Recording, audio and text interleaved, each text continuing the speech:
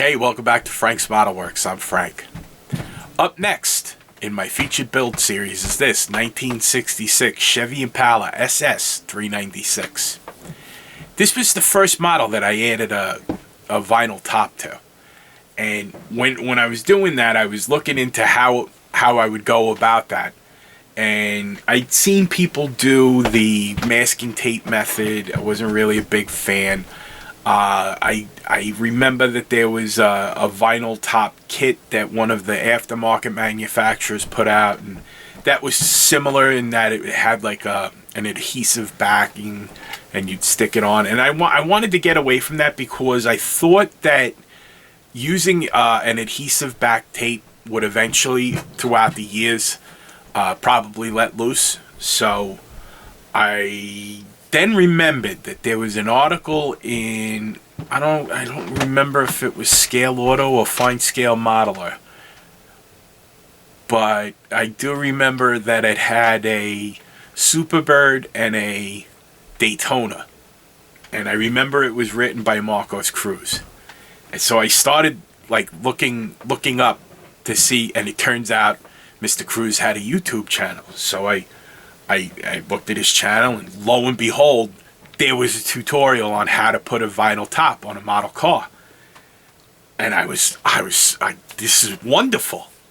So I use Mr. Cruz's method for doing that. The only thing that I differ when I put a vinyl top on a car is that I don't do the spraying from a larger distance to deatomize the paint because when you spray at a longer distance with an airbrush, the paint deatomizes and it will have a rougher texture when it hits the surface.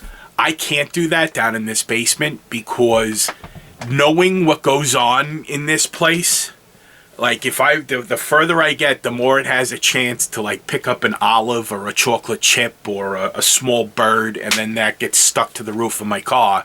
And then, I'm digging myself out of that hole. But what I do use instead of that is I use MCW Automotive Finishes texture paint. It's a gloss texture lacquer that once you spray it on, it almost like this. I don't know the formulation involved, but when it dries with a texture on it that looks a lot like vinyl that are on cars. So then over that, I would then spray all-clad semi-matte clear. And it has just the right sheen to it for a vinyl top. Also in this car, this was I think this was the second time that I started using photo-etched details for the scripts. And I actually made a video about how that I go about chroming them using specific paints. That's elsewhere. I'll put a link to it in the description. I like the way they came out as well. Now, as far as the tie is, these were from an original issue of the 1965 Impala SS from Revell. I think that kit came out 95 or 96, and it was a pretty big splash when it comes with white walls and they're pad printed on. They have like the perfect sheen. They're really nice looking tires. So I rated the kit in order to put them onto this one.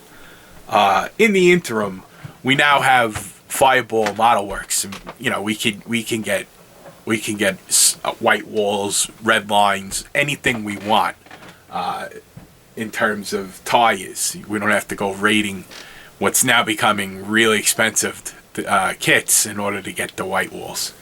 So stick around. I'm going to show you the how I went about putting the vinyl top on. Now you're going to notice something about this video. There's no actual turntable action like I put, because I don't have this model anymore. I was at the local IPMS show in 2022, and this was on the table, and I noticed a gentleman kept going back to it and looking at it, like really, really studying it.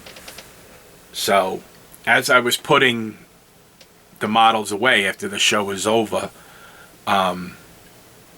it was like he came over and looked, like wanted to get one last look. And I go, "You like it?" He goes, "Yeah." He goes, "I've been looking." He goes, "That's such a beautiful color." I'm like, "Yeah, Aztec Bronze." I go, do you want to keep it? He was like, "No." He thought maybe I wanted to sell it to him. I said, "Well, just take it." The disposition that I want for these models is to go to a place where they're going to be appreciated. And I can tell by the look on the gentleman's face that he's probably going to appreciate it. So it's with him now. So watch the video, check out the pictures. You'll see the process. I'm going to also link down in the description to Mr. Cruz's tutorial on how to put a vinyl top on your model car. I think it's the best way, bar none, of putting a vinyl top on your model car. I highly recommend it, and I'm very appreciative to Mr. Cruz for putting that information out there. On top of being one of the best model car painters I've ever seen. His paint work on his models is unreal. This method is a game changer for me because I love putting vinyl tops on cars. So, enough, Frank. Just show the pictures. All right, here we go. Enjoy.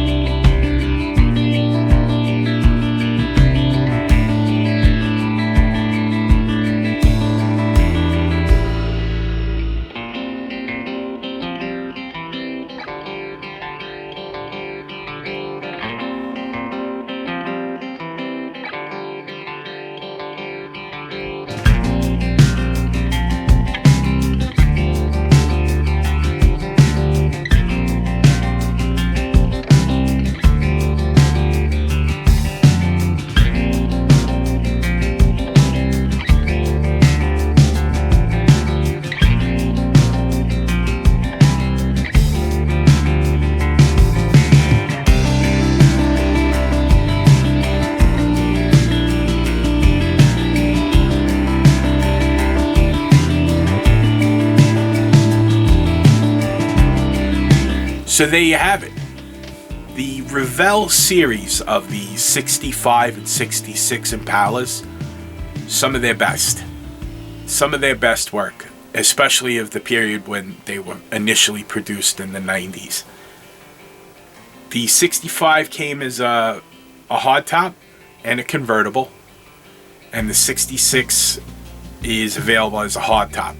Both have been the 65 and 66 have been reboxed over the years.